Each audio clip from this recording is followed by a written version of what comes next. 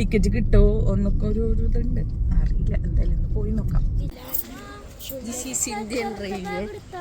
അബ്ചേട്ടൻ ഏത് കഥ എഴുതാൻ പോണേ? ഏത് കഥ എഴുതാൻ പോണേ?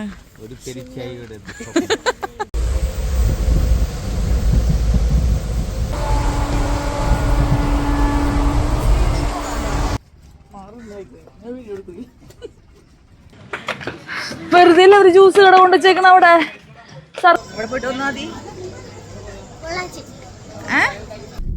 Hello guys, welcome to my YouTube channel. എൻ്റെ യൂട്യൂബ് ചാനലിലെ പുതിയ വീഡിയോയിലേക്ക് ഏവർക്കും സ്വാഗതം.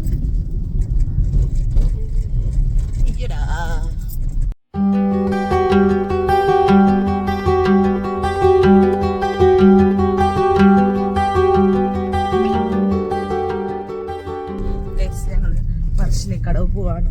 എനിക്ക് പറശ്ശിനിക്കടവ് കണ്ടൊരു ഓർമ്മയില്ല. ഞങ്ങൾ അന്ന് പോയത് ഞങ്ങൾ കല്യാണം കഴിഞ്ഞ സമയത്ത് റിജേഷേട്ടൻ്റെയും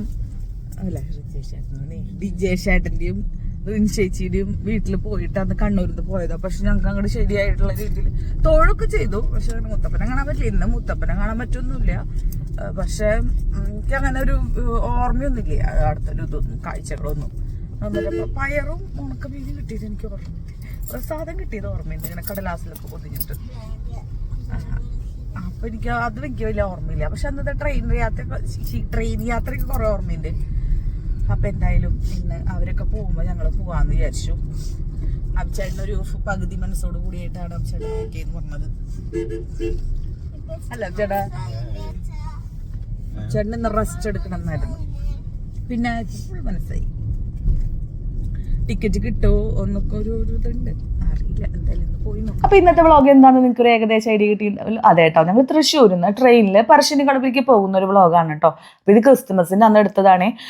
നമ്മുടെ ക്രിസ്മസിന്റെ വ്ളോഗ് കണ്ടെങ്കിൽ ഞാൻ പറയുന്നുണ്ടാവും പിറ്റേ ദിവസം ഞങ്ങൾ പറശ്ശിനിക്കടവ് പോകാം. അപ്പോൾ ആ വ്ളോഗാണ് കേട്ടോ. കാരണം തോറ്റമ്പാട്ടിന്റെ വ്ളോഗ് എനിക്ക് വല്ലാതെ ലേറ്റ് ആക്കാൻ ആഗ്രഹം ഉണ്ടായിരുന്നില്ല. അതുകൊണ്ടാണ് കേട്ടോ ഞാൻ അത് ഇടയിൽ പോസ്റ്റ് ചെയ്തത്. അങ്ങനെ ഞങ്ങൾ കാലത്ത് ചേച്ചിയുടെ വകയായിരുന്നു കേട്ടോ ഇഡ്ഡലിയും സാമ്പാറൊക്കെ ഉണ്ടായിരുന്നു. അതൊക്കെ ഞങ്ങൾ കഴിച്ചിട്ടാണ് കേട്ടോ ഇറങ്ങിയത്. അപ്പോൾ 6:30 ആകുമ്പോൾ റെയിൽവേ സ്റ്റേഷനിൽ എത്തണം എന്ന് വിചാരിച്ചിട്ടാണ് ഞങ്ങളൊരു 6:45 ആയിട്ടുണ്ടായിരുന്നു അവിടെ എത്തുമ്പോൾ.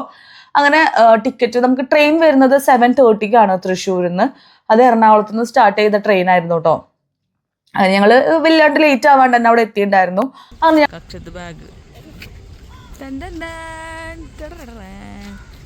പഴശ്ശിയുടെ കാണാൻ കിടക്കുന്നേ ഉള്ളൂ ഗൈസ്. അല്ല അതല്ല ലുക്ക്. അയാൾ കഥ എഴുതുകയാണ്. ബുക്ക് അയാൾ കഥ എഴുതുകയാണ് ഗൈസ്.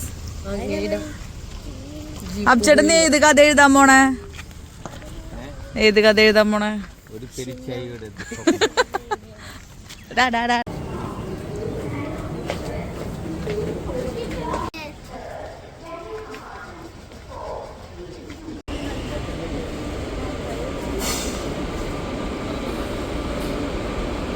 ഞങ്ങള് വീട്ടിൽ നിന്ന് മാത്രമല്ല കേട്ടോ, ഞങ്ങളുടെ തറവാട്ടമ്പലത്തിൽ നിന്ന് കുറച്ച് പേരുണ്ട്. അവരെല്ലാ വർഷവും പോകുന്നതാണ്. തോറ്റമ്പാട്ട് തുടങ്ങുന്നതിന് മുന്നേ ഞങ്ങളുടെ കോമരങ്ങളുണ്ടല്ലോ, അവരെല്ലാ വർഷവും പോകാറുള്ളതാ.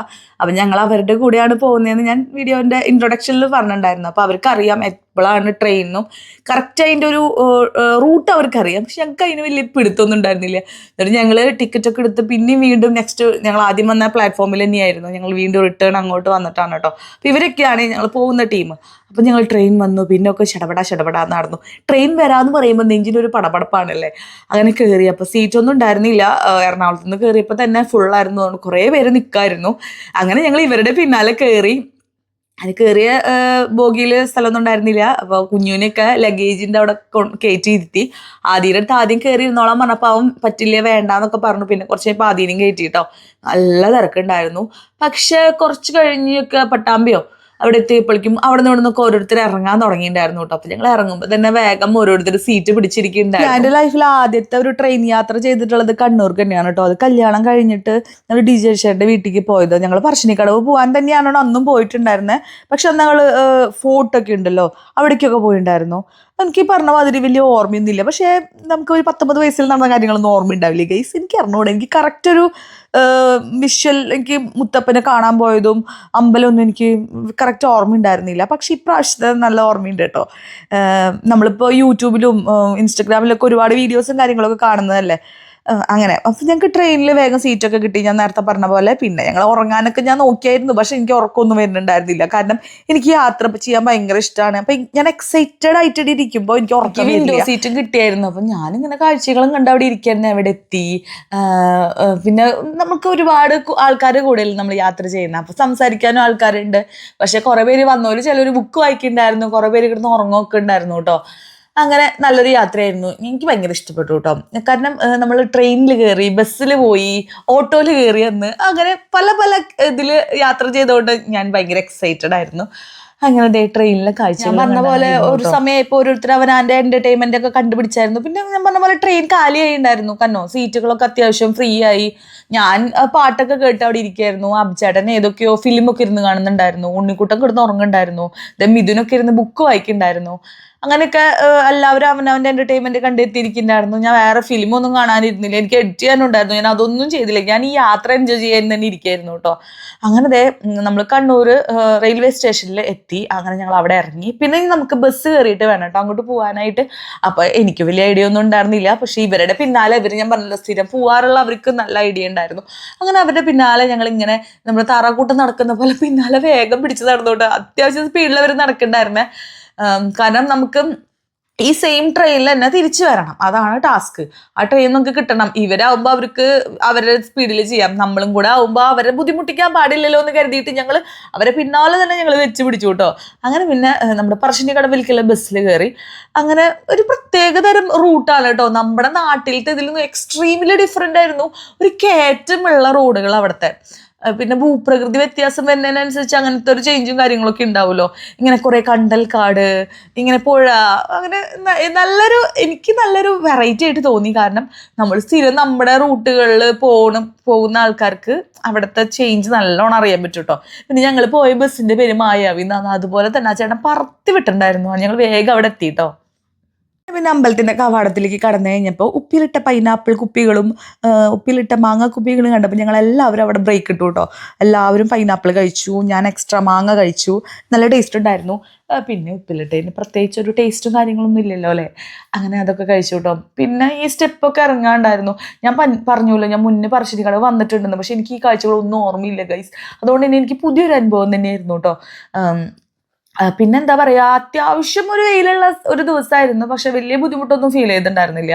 അങ്ങനെ ഈ പറഞ്ഞ മാതിരി ഈ ഒരു കുത്തനെയുള്ള സ്റ്റെപ്പുകൾ ഇറങ്ങിയിട്ട് വേണം കേട്ടോ. നമ്മൾ വരുന്ന വഴിക്ക് ബസ്സിലുള്ള വീഡിയോസിൽ കണ്ടിട്ടുണ്ടാവില്ല ഒരു പുഴ, അത് വളപട്ടണം പുഴയാണ് കേട്ടോ. അപ്പോൾ അതിൻ്റെ ഒരു ഭാഗമാണ് ഈ പറശ്ശിനിക്കടവ് പുഴ എന്ന് പറയുന്നതും. അപ്പോൾ പറശ്ശിനിക്കടവ് എന്ന് പറയുന്ന ഒരു കടവാണല്ലോ, അപ്പോൾ അതിനോട് ചേർന്നാണ് ഈ അമ്പലം വരുന്നത്. നമ്മുടെ തൃപ്രയാറൊക്കെ പോലെ അതിനോടൊരു സാമ്യമുള്ളതായിട്ട് എനിക്ക് തോന്നി. അങ്ങനെ പിന്നെ അമ്പലത്തിലെത്തി. നമ്മുടെ ഗുരുവായൂരൊക്കെ പോലെ തന്നെ അപ്പുറത്തും ഒരുപാട് കടകളുണ്ടായിരുന്നു. ഞങ്ങൾ അതിലൊന്നും തന്നെ നോക്കിയില്ല. നല്ല കുപ്പിവളകളുടെ ഒരുപാട് കടകളുണ്ടായിരുന്നു.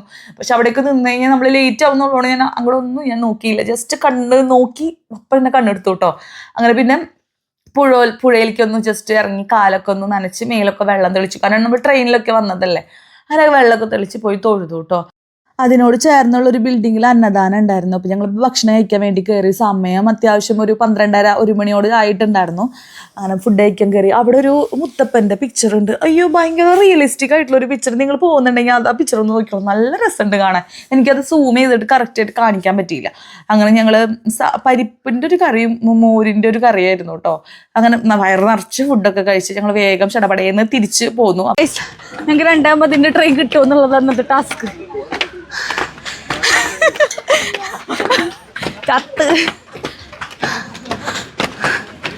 ഇത്രയും നേരമില്ലേ കുഴപ്പമുണ്ടായിരുന്നില്ല. ഇത് വയ്യണ്ടേ വെറുതെ ഒരു ജ്യൂസ് കട കൊണ്ടുവച്ചേക്കണം അവിടെ, സർബത്തും.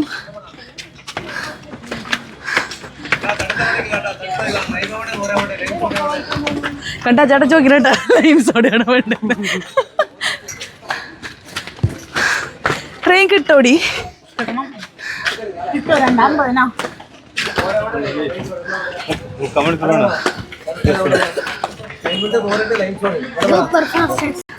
ഞങ്ങള് മോര് കുടിച്ചു. ഞാൻ മോര് കുടിച്ചു. ഞാൻ എന്താവെന്ന് അറിയില്ല. ഒരു കഷ്ണം പൈനാപ്പിൾ, ഒരു കഷ്ണം മാങ്ങ.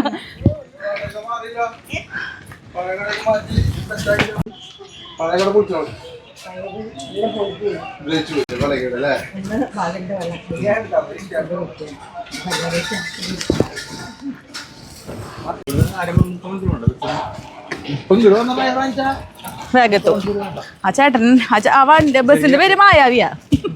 കറക്റ്റ് മായാവി നടന്നു.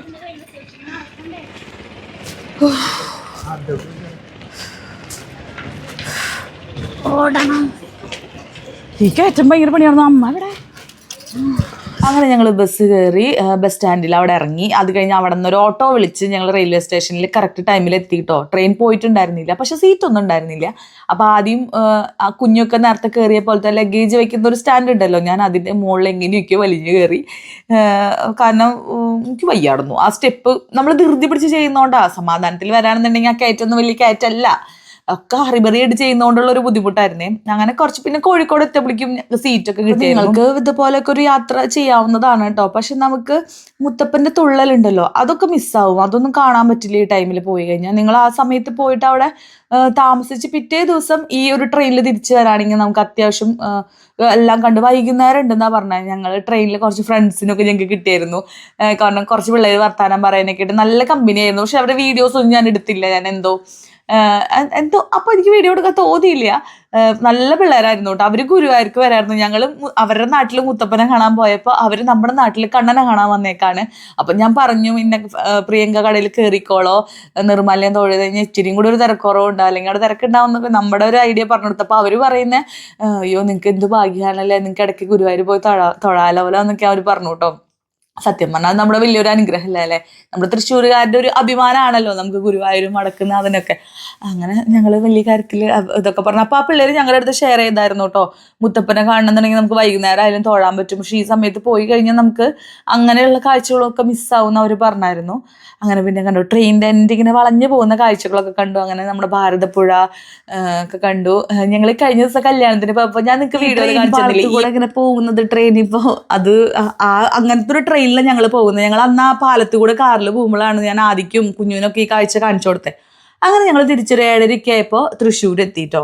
അങ്ങനെ ട്രെയിനിൽ പരിചയപ്പെട്ട പിള്ളേരുടെ അടുത്തൊക്കെ ബൈ ബൈ പറഞ്ഞ് ഞങ്ങൾ ഞങ്ങളുടെ വീട്ടിലേക്ക് തിരിച്ചു പോന്നേ.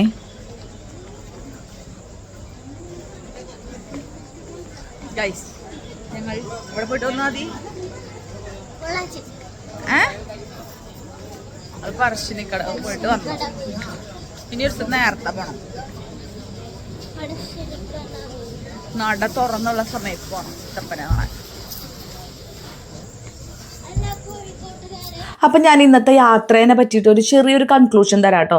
നിങ്ങൾക്ക് ഇതേപോലത്തെ ഒരു എക്സ്പീരിയൻസ് വേണമെന്നുണ്ടെങ്കിൽ നിങ്ങൾക്ക് പോവാം. അപ്പം നമ്മൾ ഗുരുവായൂർ ചുറ്റമ്പലം ജസ്റ്റ് ഒന്ന് തൊഴുതു പോരാറില്ലേ, ആ ഒരു ഫീലൊക്കെ നമുക്ക് കിട്ടുന്നുണ്ട്. തീരെ പോയൊരു ഫീൽ ഇല്ല എന്നൊന്നല്ല, നമുക്ക് ഉള്ളിൽ കയറി തൊഴാനൊക്കെ പറ്റും. പക്ഷെ മുത്തപ്പൻ്റെ തുള്ളലും കാര്യങ്ങളൊക്കെ അവിടുത്തെ ഒരു അട്രാക്ഷൻ ആണല്ലോ, അതൊന്നും നമുക്ക് ആ സമയത്ത് പോയാൽ കാണാൻ പറ്റില്ല. ഞാൻ ഉദ്ദേശിച്ചത് ഈ സമയത്തുള്ള ട്രെയിനിൽ പോയി കഴിഞ്ഞാൽ ആ കാഴ്ചകളൊന്നും കാണാൻ പറ്റില്ല. അങ്ങനെയാണെന്നുണ്ടെങ്കിൽ നിങ്ങൾ കാറിൽ പോകുന്നവരാണെങ്കിൽ പുലർച്ചെ പോയി കഴിഞ്ഞാൽ നിങ്ങൾക്ക് അതൊക്കെ കാണാൻ പറ്റും. അല്ല നിങ്ങൾ ട്രെയിനാണ് ചൂസ് ചെയ്യുന്നതെന്നുണ്ടെങ്കിൽ ഈ സെയിം ട്രെയിനിൽ നിങ്ങൾക്ക് പോവാം. പക്ഷെ നിങ്ങൾ അവിടെ എവിടെയെങ്കിലും സ്റ്റേ എടുത്ത് വൈകുന്നേരം മുത്തപ്പൻ്റെ തുള്ളലൊക്കെ കണ്ട് പിറ്റേ ദിവസം നമുക്ക് ഇതൊക്കെ തൊഴുത് നമുക്ക് ഇതേ ട്രെയിനിൽ, ഇപ്പോൾ ഞങ്ങൾ അവിടെ നിന്ന് പോകുന്ന ട്രെയിനിലുണ്ടല്ലോ, അതിൽ നിങ്ങൾക്ക് തിരിച്ചു പോരാൻ പറ്റും. സമയമുള്ളവർക്കൊക്കെ അത് നല്ലതായിട്ട് എനിക്ക് തോന്നി. ഞാനിനി പോകുമെന്ന് ചോദിച്ചു കഴിഞ്ഞാൽ അതെനിക്ക് അറിഞ്ഞൂടാ. അബ്ജാൻ്റെ ഒഴിവ് പോലെ എനിക്ക് പോകാൻ പറ്റുള്ളൂ. ചിലപ്പോൾ അബ്ജാടൻ പുലർച്ചെയുള്ള ഇതായിരിക്കും ചൂസ് ചെയ്യുക, നമുക്ക് അന്ന് തന്നെ തിരിച്ചു പോരാലോ. അങ്ങനല്ല, നിങ്ങൾക്ക് ആരെങ്കിലും റിലേറ്റീവ്സ് ഉണ്ട്, ഫ്രണ്ട്സൊക്കെ ഉണ്ടെന്നുണ്ടെങ്കിൽ ഞാൻ പറഞ്ഞ പ്ലാൻ നല്ലതായിരിക്കുമേ. അങ്ങനെ പിന്നെ ഞങ്ങൾ തിരിച്ചു വരുമ്പോൾ ക്രിസ്മസ് ആയിരുന്നല്ലോ ഒന്ന്.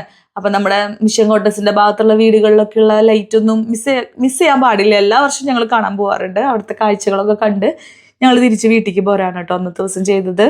ഇന്നത്തെ യാത്രയിൽ ആമീനെ നിങ്ങൾക്ക് കാണാൻ പറ്റില്ല. ആമീനെ കൊണ്ടുപോയിണ്ടായിരുന്നില്ല കേട്ടോ. ആമിക്ക് വരാൻ പറ്റാത്തൊരു സമയമായിരുന്നു.